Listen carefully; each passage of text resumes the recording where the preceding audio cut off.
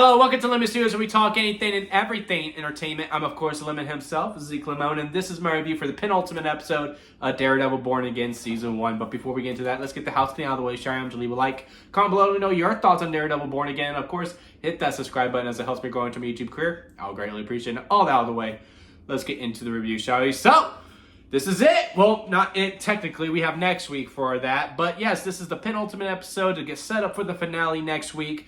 And overall, look, I'm going to say what I've been saying every single week, is that every episode on its own merits is good.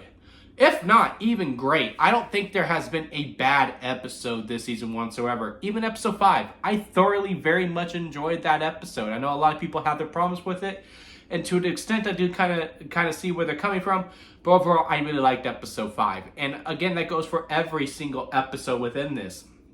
However, the decision to kill off Muse has really affected me in ways that I did not really think that it would. Because usually I'm a big indicator of, okay, what has happened, let's move on. This is the episode that we are dealing with. But the effects of Muse's death really carried over within this episode, because now we've gone back to Bullseye to be the main villain of season 1. And to a degree, I get it. You know, because overall, what's Matt Murdock's / Daredevil's overall arc, right, is to move on from the death of Foggy. And the move on the death of Foggy is facing Bullseye. But I do think we could have had a 2-part arc within this, you know? Part 1 was to move on emotionally, internally, to be okay with being Daredevil again, to know that he's not affecting Foggy or disrespecting Foggy by any means, to wear the mask again. I think that could have been just the season to do it with internally. I think Muse could have been a good use of that. And then season 2, then we go to Bullseye. You know, because I wanted to see Bullseye again. Don't get me wrong. I truly did. But I do feel like this was a case of the reshoots. Because we were originally going to be 19 seasons. Not 19 seasons. We were going to be 19 episodes. And then, you know, that got condensed to 9. And then, you know, there were some reshoots to bring Foggy and Karen back in. And then we reshot these things. And it just really felt like, okay, well, the fans overall are going to want to be seeing the characters that they're used to seeing from the Netflix show. So we're just going to have these people scrap up in the end. Now, all the reveals that we did, like how it was, you know, Vanessa that sent Bullseye to kill Foggy, that was a nice reveal. I like that. I would have liked that to see that stretched out a little bit more. Maybe a little bit of like, you know, just keep hammering on that it was Fisk who did it. You know, after Fisk goes, I had nothing to do with killing Foggy. And then it cuts to, you know, that one guy that plays with both Vanessa. I cannot remember his name. But he's the one who shot that guy in last week's episode. Where, you know, he's going in to talk to Bullseye saying, hey, you did good. The boss is really happy with you. You know, because we could have been toying with that a little bit more, just to really, you know, I think would have given an extra meaty gut punch when the revelation is, oh, it was Vanessa who sent Bullseye to do it. And again, I think we could have spread that into season 2. And I think that could have been a much more done trickling effect, because again, I think the overall with the main 2 arcs is bringing Vanessa and Fisk back together, which they did. Matt Murdock being more comfortable being Daredevil again, which he kind of is at this point. I don't know if we fully accomplished that yet. Maybe he needs to have that one last fight with Bullseye in order to get that. But yes, I think we sped rolled it a little bit, and I really do think this should have been Muse's season. I think Muse should have been the final fight within the final episode. His lat art piece. His plan worked out perfectly. They're in a black and white party. Now we cut to black. What's going to happen next? Because he's trying to build that last canvas. I just think that was part of the original direction that was going to go, and now we don't. And I do think it's just a case of, it's like Skeleton Crew, where every episode on its own is really good. But when you connect them and you see the overlying threads, overall this connects a lot better than Skeleton Crew did. But it is kind of still like, wait, but you did this, but then you showed this earlier, and then now you're doing this part. Wait, when did Bullseye come back into play? Maybe I'm going a little too hard with it, because, you know, again, Bullseye was in episode 1, but then we didn't see him again throughout the whole entire episode. And also some of the other characters, well, mainly Heather.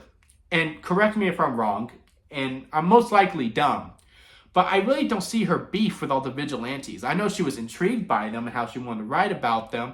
And her book title was a little, you know, inconspicuous, to say the least, where, yeah, you can see it as a hateful thing, but I did never seen how, oh, she despises vigilantes all the way through. I think she was always like wanting to challenging them for it instead of like not wanting to go into the actually be a police officer and all that, have those questions. But within this episode, oh no, they're only out for themselves. They hate each other. They have to hide each other. They have to hide behind a mask. I'm just like, where did all of that come from? It just kind of came from out of nowhere. But yeah, again, overall, the episode was good.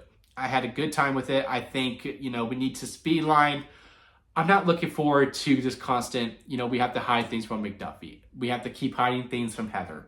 I'm kind of ready for Matt to just reveal it to them because I already went through that with, the Netflix show. I don't need to necessarily go through that again. Just reveal it to them, or maybe they figure it out and they're just okay with the secret. Something. I don't know. But I do not want this to be continually dragged out where Matt just has to keep lying and hiding and mask why ironically, why he has to mask why he's so frustrated all the time and why he's constantly late. Because those things, I'm just like, oh man, here we go again. Just reveal it. Just reveal it. Let's not stretch this into another season. Again, happy to see Bullseye again. I just don't think this season was the use for it. But everything that we did to execute that, the reveal that Vanessa was the one that sent him, the conversations that they were having, how Vanessa was in the conversations with Fisk when they're like, hey, Bullseye escaped. Daredevil, getting into talk, or Matt in the suit anyway, talking with Vanessa going, why'd you do it? Does your girlfriend know? Like, I love that whole back and forth between Vanessa and Matt a lot. I also like the conversation between Heather and Fisk quite a bit too. Everything leading up to the credits, I very much enjoyed. It's just when the credits started, I just felt this emptiness to me. And I just think that's a case of, I just think this season went in the wrong direction when picking their main villain for this season. It has nothing to do against the episode whatsoever. And at this point, I'm just venting. I will hopefully finally be able to actually move on when we get to the finale. But yeah, it still affects me. I don't know why. I'm usually able to move on, but this case I am not. But what did y'all think about it? Comment below and let me know your thoughts on the penultimate episode of Daredevil Born Again. Leave a like if you made this far within the view. I do greatly appreciate it. And again, hit that subscribe button as we do have the finale heading next week. And until next time, guys, I'll see you here at Lemon Studios.